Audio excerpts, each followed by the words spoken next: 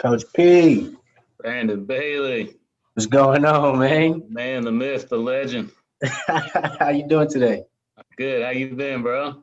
I've been good, bro. You know, man, just living, just trying to get through this last year of college, man. Yeah, man, already? Jeez. Already, bro. Just went by super fast like that.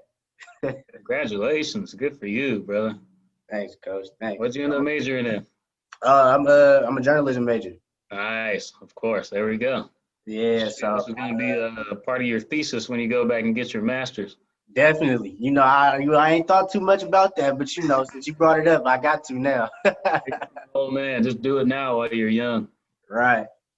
Yeah, man. But if it's all right, I just want to get straight into it. Let's do it. All right, bro. Yeah. So first of all, as people don't know, but for those that don't know, you've been my coach, one of my main guys. Even after high school, somebody I can still stay in touch with. For those that don't know now, you now at Odell coaching, head coach up there. So yeah, I just want to get into it. So how I know Corona's been affecting everything and everybody in some type of way, but how has it affected you and even as a coach, how has it affected you and your team? Well, before we even get into that, I want to go over Mr. Hart over height himself. Ah, I want to make sure everybody knows out there what a pleasure it was coaching you and seeing what you're doing now. As I told you back in high school, and I'll continue to tell you, everything you put your hands on, you're going to be successful with. appreciate that, Coach. I always seen how you worked, and I always loved how you worked, and you didn't let nobody could tell you anything, bro. You're going to make it happen, and you always find a way to shine on game day. So, this is a great platform. I love what you're doing, and just keep doing it, man, because you're going to be great at it. Can't wait to see you on ESPN one day. Oh man, I appreciate that, especially coming from you. I think definitely I always pride myself on how I work, but I think those last 2 years when you guys came and helped out the program, man, I think you really instilled that drive, like that real drive and passion back into me, like in football. Like, it's always been a passion and like a drive for me, but I think like the way you pushed me, it was just something different. You always gave me your full effort, so I always had to give it back to you. Like, I always had to go hard on that field for coach. Yeah, I appreciate that. I really do, brother. I had a great time coaching at my alma mater, and it was definitely a great pathway onto calling my first offense and really on a varsity level and getting my feet wet there and working and developing quarterbacks and turning a team into more of a program. And it was a blessing to be able to coach dudes like you and then to coach at my the high school I graduated from. Oh yeah, I appreciate that, Coach. We don't think that's all we finna talk. We definitely getting back into that. I'm starting from the bottom. I'm starting from the beginning. You got it. All right, let me get in it. So yeah, COVID, man, it's been a trip.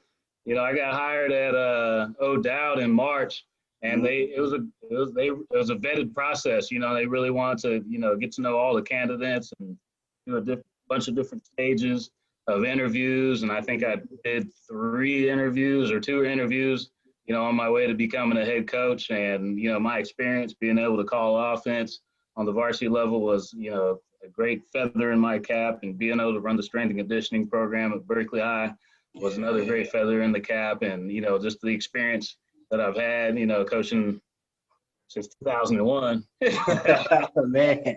20 years. And, I got hired and we had 2 great Saturday practices. They really wanted me to focus on not only, I look at it as player retention, but just recruiting the campus.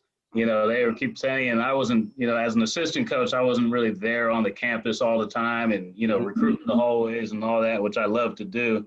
And, they were just explaining, there's a lot of great kids on this campus that don't play football. And so, whatever I could do, they said, number one, when you come in is recruit the campus and get those numbers up, and they put that challenge on me because we finished the season, I think, with about 28 kids. Mm-hmm. Wow, really? Yeah, it was a very small team, and was that 2019, and my experience kind of made me not panic when I coached at Concord High with a great coaching staff over there, and when you see good program building and good coaching, like we won NCS Division II with 28 kids, so I didn't panic, but I knew that there's also potential. And so the first thing I did when I got there is, I pulled in about 5 kids that I looked to as leaders on the team.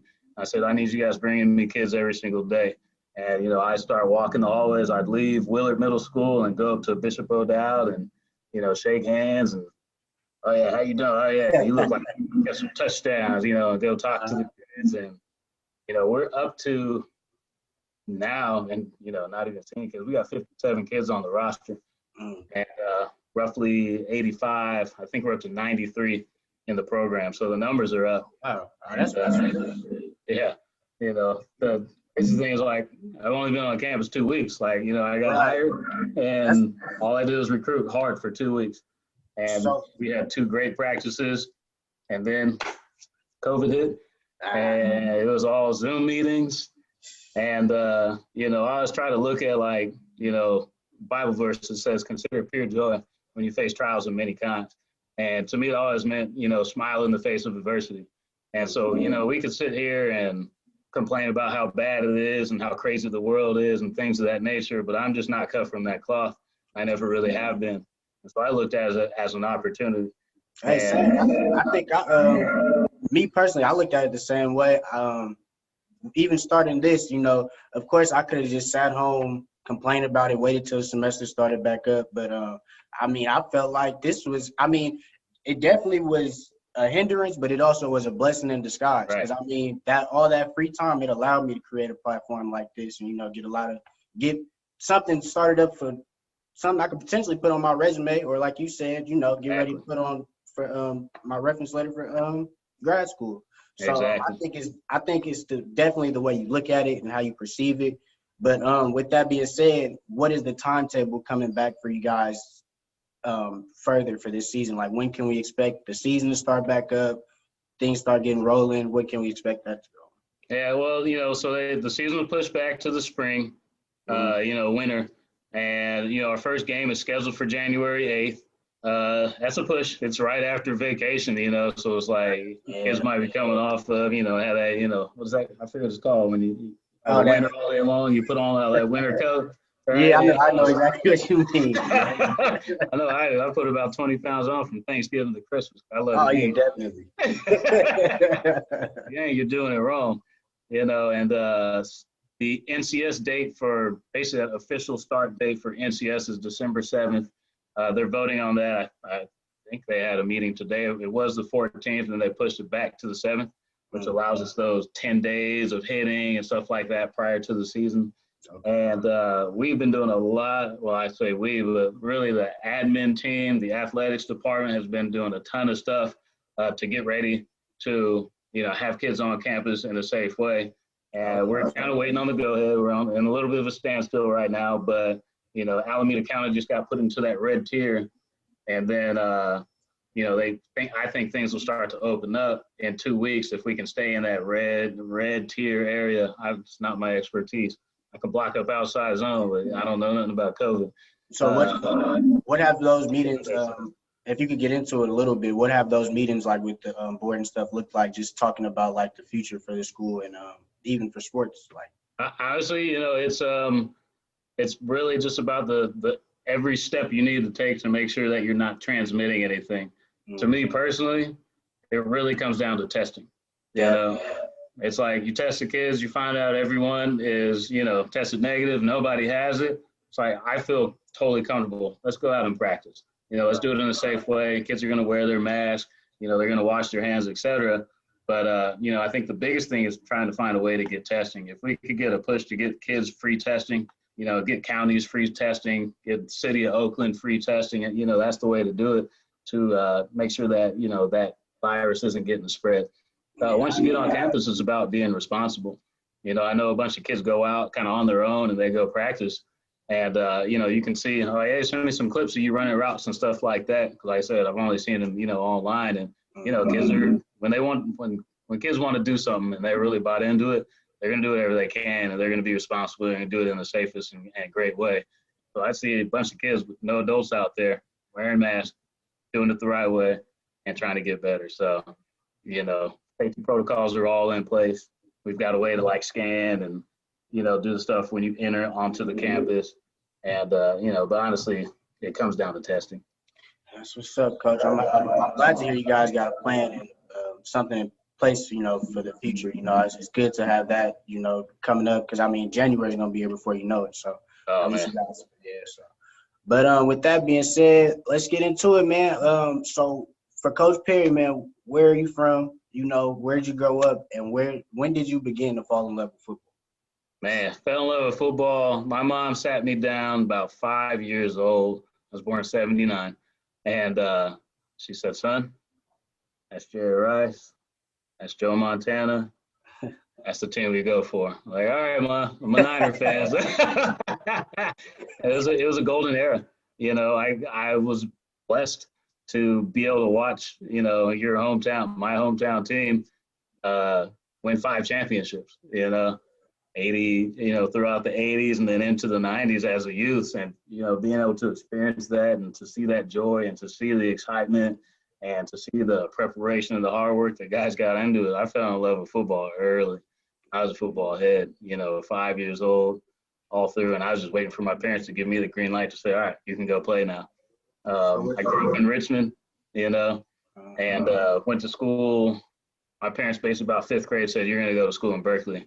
My parents, my mom's side of the family, all went to Berkeley schools, Berkeley High, King, and all the elementary schools. My mom grew up on 5th and Channing at my grandma's house. And so, I've always had a little bit of Berkeley in me, but my parents, they raised me in Richmond. And what was your other question? I was going to ask so when did you start?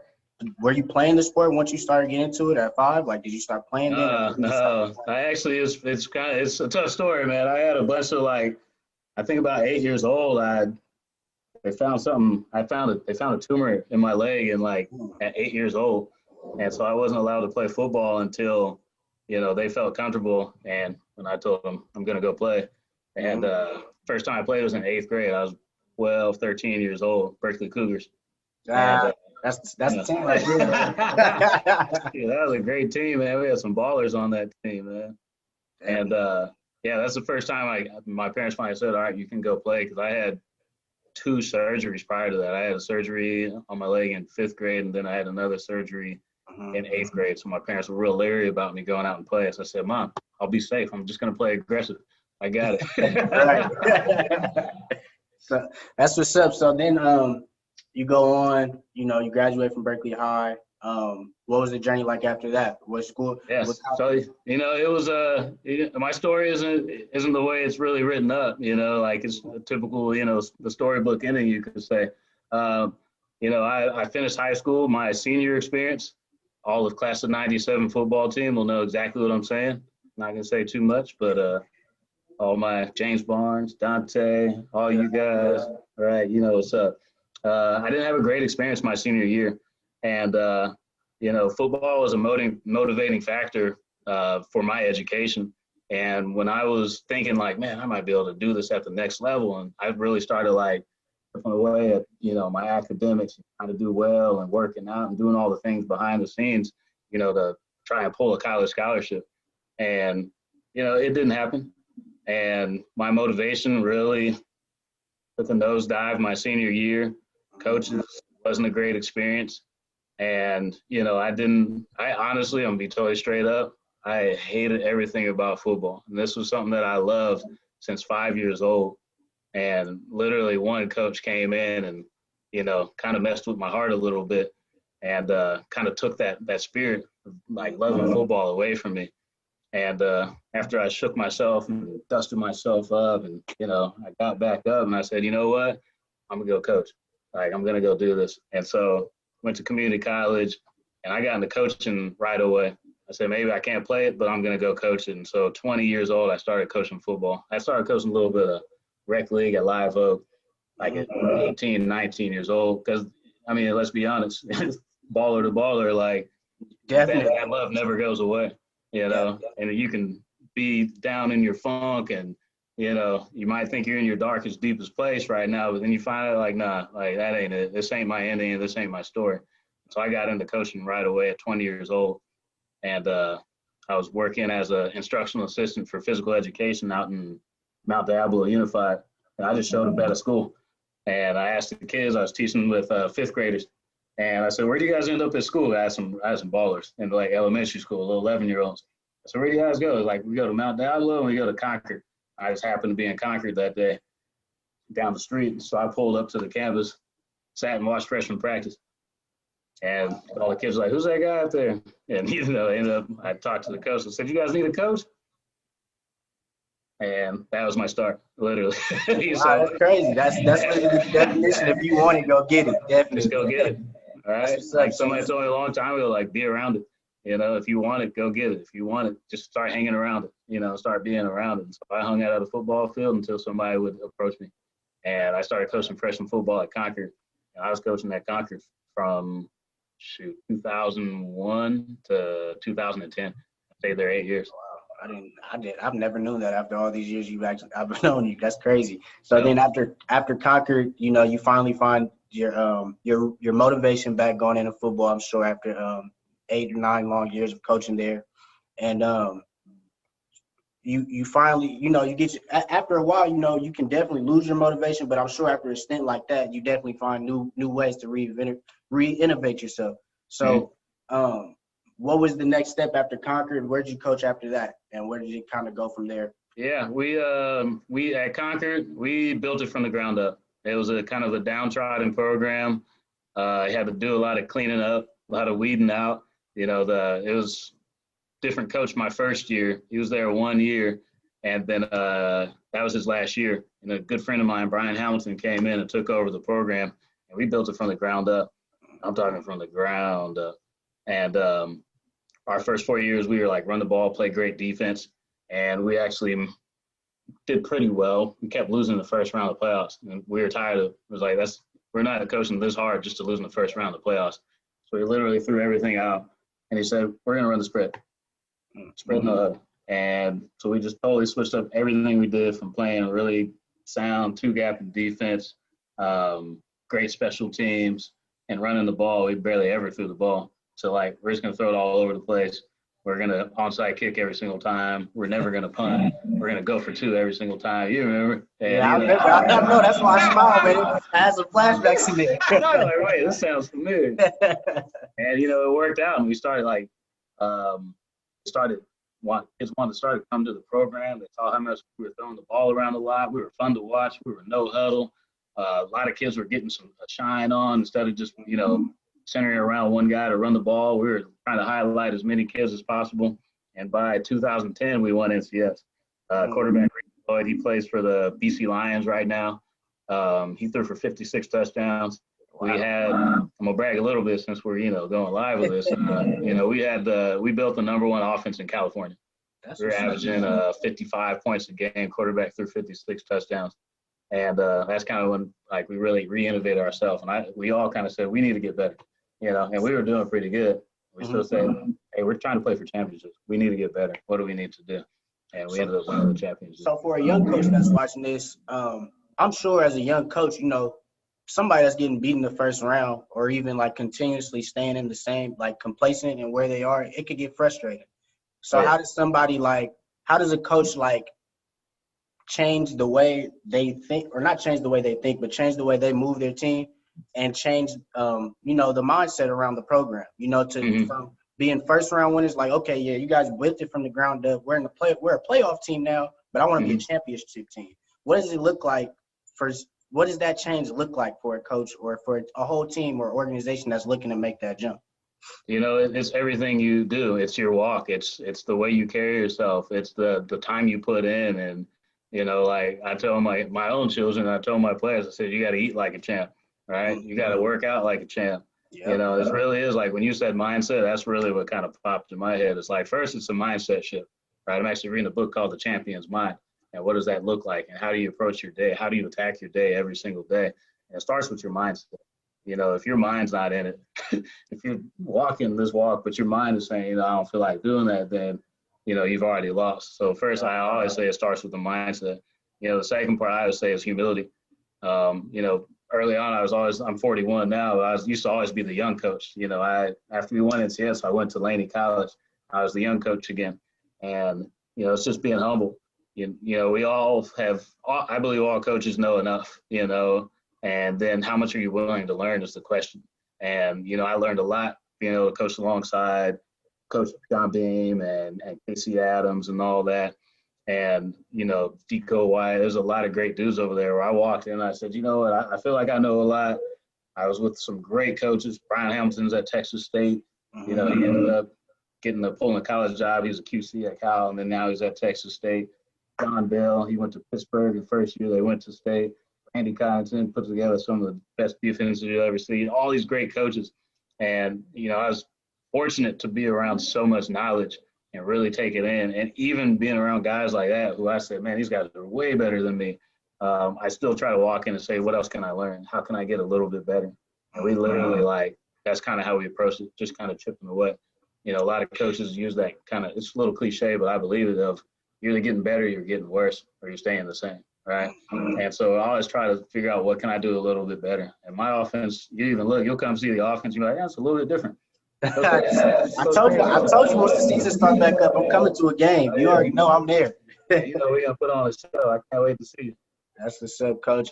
So like you said, you went to Laney, and then you coached after that, I'm sure you coached at, was it CC? Actually, so I was at Laney, and then my wife kind of looked at me. It's just like football is everything, and then your wife looks at you and says, that's cool and all, but it ain't paying the bills. So I took the year off, and I went back and I got my teaching credential. I wanted to make sure I finished school. And, it's just also you're saying as a young coach to the last question, what are some things you can do? Increase your education. I went back and finished my bachelor's degree, and then I finished my my teaching credential because, I wanted to live the dream, teach on campus and coach on campus. Right. That was the one last thing I needed to do. So I went back and did that, took a year off. And then a good friend of mine said, can you come coach receivers at Contra Costa College? I was over there. It was a brief stint. Didn't totally see eye to eye on everything, but, I actually still, once again, learned a bunch of stuff, and I was able to be around, a great group of coaches over there as well. And I ended up taking that year off. And I went from Contra Costa and then Kennedy High and then Berkeley High. So you said it didn't really work out like that. And I know a lot of the times when you have great minds in one space, egos can collide. So how do you end up making something like that work where you have a great coaching staff with all these great minds and put it all together in one to where you guys can all agree? Is that something that you guys just have to develop over time? Or is it just something that, once it gets out of hand, it's just it's out of hand. It's nothing you guys can do? Well, it's important, it's back to that humility. And, it's taking a step back and, staying in your lane. But also it's especially as a head coach now, I'd want to hire guys that want to be future head coaches. And so you want to hire and surround yourself with great people too. And so, you got to stay humble so it doesn't get out of hand. And, but you also want to stay around good people because, I tell my players, friends are meant to lift you up. They're not meant to drag you down. And so, you want to be around people that are going to lift you up. I was reading a story on Bill Belichick, how he hired this kid that was 19 years old just to sit there and question everything that he did. And, and he said, yeah, okay, we're going to drop this play. I don't know, coach. I don't know if you want to do that. What about this? And he would just do that because he needed somebody to question him. Yeah, especially if that's the issue, you have a lot of yes men. Right. Everything, you got the title and the position where people don't want to question you because it's I can get fired, Right, exactly. Then you get to Kennedy. How was your stint there? Did you guys win a lot? What was your time like at Kennedy? I loved it over there, man. It's a great group of kids. I definitely say it's like a diamond school. It's rough, and people don't really know what's going on inside those walls. But there's some amazing kids over there, and I was fortunate enough to spend 2 years there, fresh out of my teacher credential, and working with the Frost Soft team. And I have this kind of passion, after going from junior college to just going back and working my roots and kind of going back and finding myself as, with working with ninth graders. And so worked with the Frost Soft team. I really wanted some practice on building something again. I've been the assistant coach a bunch of times for a bunch of years. And so I really want a chance to like just be the head coach and like build some things and kind of cultivate the program. And so same thing, recruiting and getting a bunch of kids in there. The year prior, I saw that we had like 19 kids. I was like, what happened to JV last year? Well, we finished about 19 kids. So same thing, I told myself I got to increase the numbers and I got to increase the eligibility at the end of the year.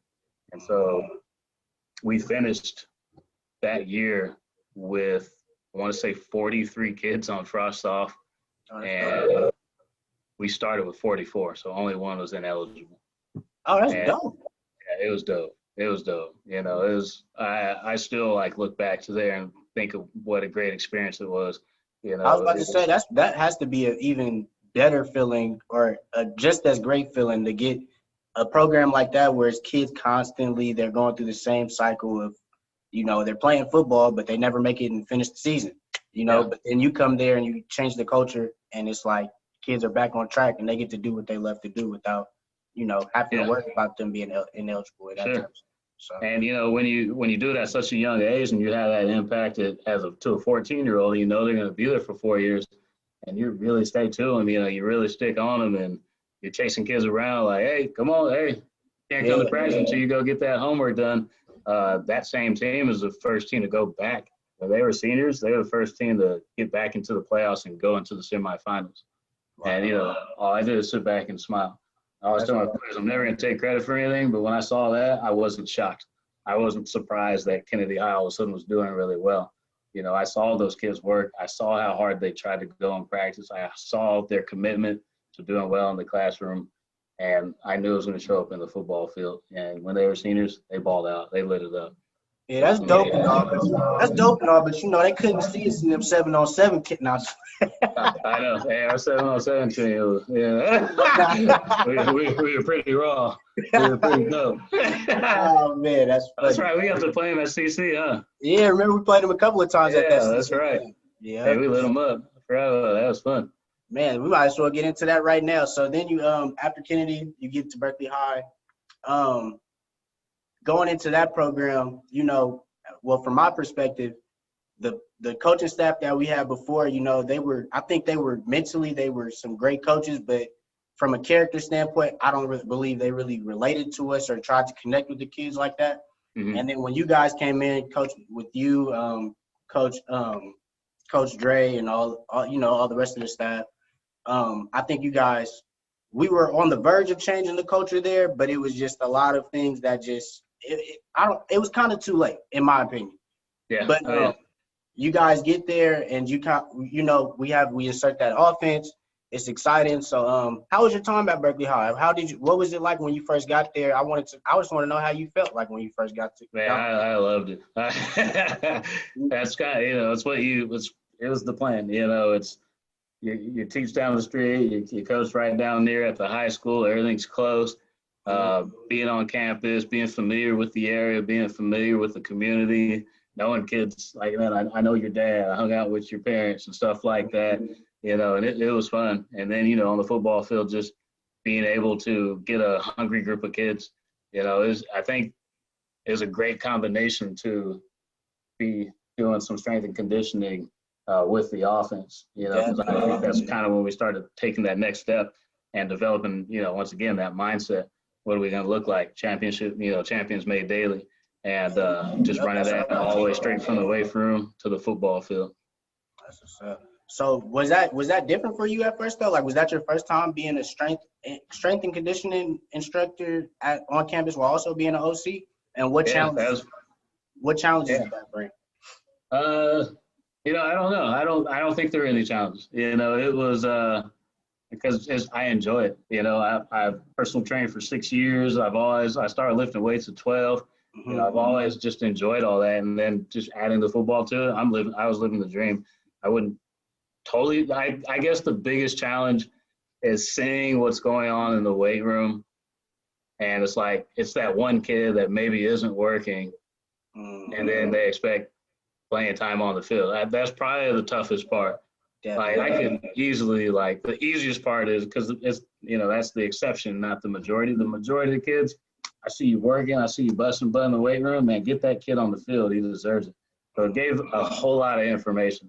Unfortunately, I became, felt some kind of way with that one or two kids that would skip weight room but come to practice, Hey, but it's like necessary information too. it's definitely necessary, especially going back then. It's like as you get older, you kind of start realizing a lot of things. Like when I was young, it was like I always worked hard. I always went to the weight room and I always went to practice on time, got there, did that, whatever. But you truly don't see the impact of that until like after everything's over. Like before the season started, I told you, I was like, I still want to play linebacker. I still want to play middle. And you had me lifting with linemen. And then next thing you know, I went first team all league. But when you would see people that wasn't going to practice and then, just BS in the weight room or whatever the case was, and then you start seeing like why, okay, I see why this ship sank, or I see why this exactly. Makes too much sense. and it's crazy how you get older, like you start realizing that stuff. And it's crazy because like I feel like we had so much talent on that team, but it just never came together because we weren't. I feel like we weren't disciplined enough. But going off of that, how was it that second year going in? You finally got the kids that like you felt like you wanted, or that the offense was ready. You guys got to insert a lot of new stuff. How was that second year for you? Oh man, it's what you plan on, and I couldn't wait. We had a great offense the year prior, and we were at least top 10 in Division I NCS, something like that. I think we finished 6th. I think our second year we finished like 6th overall in NCS, something pretty good. And we had a great year, and I felt really confident. I was like, man, we're so close to getting into the playoffs finally and getting it back, But I do know that it does take roughly 3 years when you're trying to rebuild a program with the way you want to do things, the way you want the system run. I know it takes about 3 years. And if you're trying to do it your first year there, it all comes down to like buy-in. And, it was exciting. It was a bunch of fun, but there's some disappointments because we finished 4-6. Yeah, 4-6. A Piedmont team and that we definitely shouldn't have lost to. That one, and it was a couple of games I could go back and be like, yeah, that shouldn't have happened. Like, yeah, we should have won that game. So yeah, that part is tough. The disappointment, that part's always hard. I go into every game, I should say, like, trying to find ways to win games. And even when we battle, I remember battling San Leandro.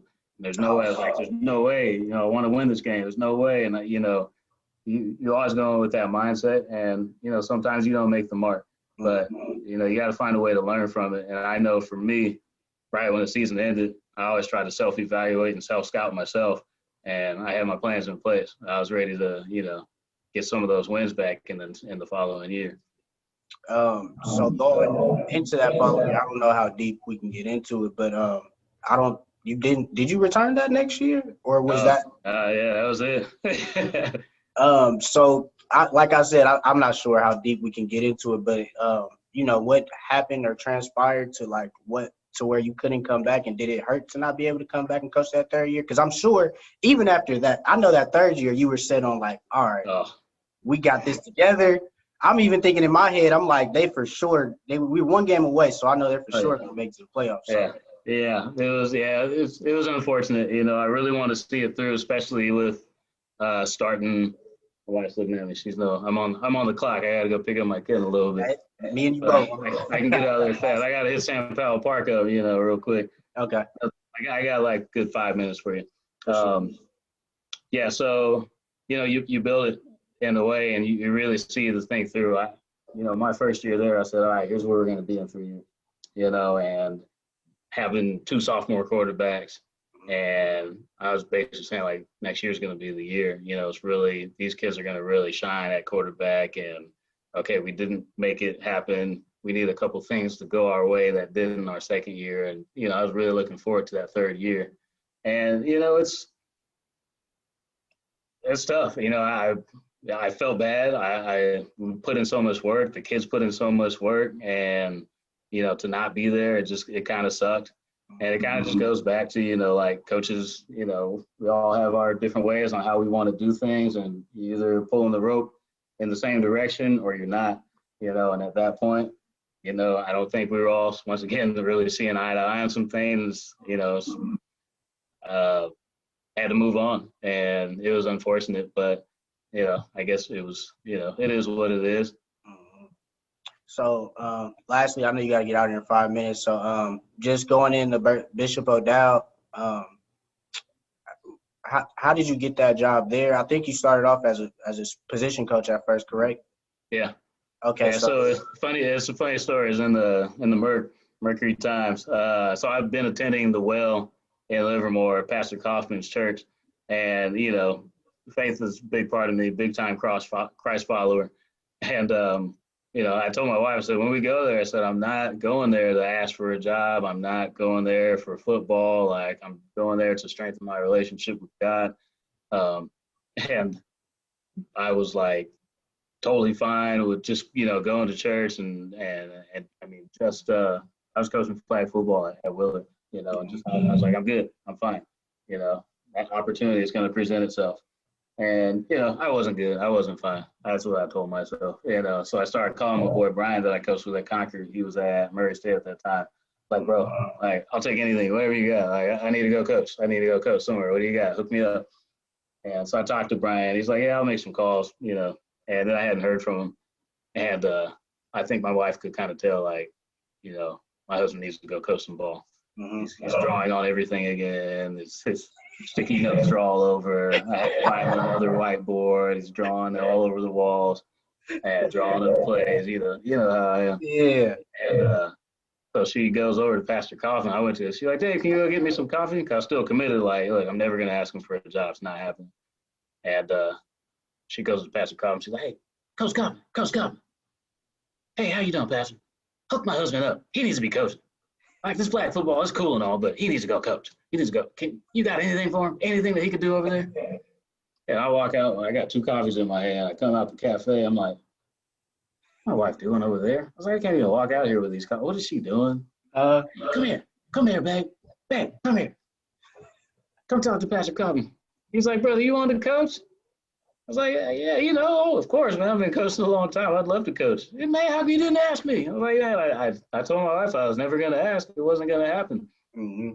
And he's like, "You coach D-line?" I was like, "Yeah, I did it a long time ago. I can come figure it out. I've been doing this a long time." Mm-hmm. And that's it. And so he offered. He said, "Let me call around and let me talk to my D coordinator, and then we'll go from there. I'll hit you up Tuesday." And he called me Tuesday, and he offered me a D-line position on varsity.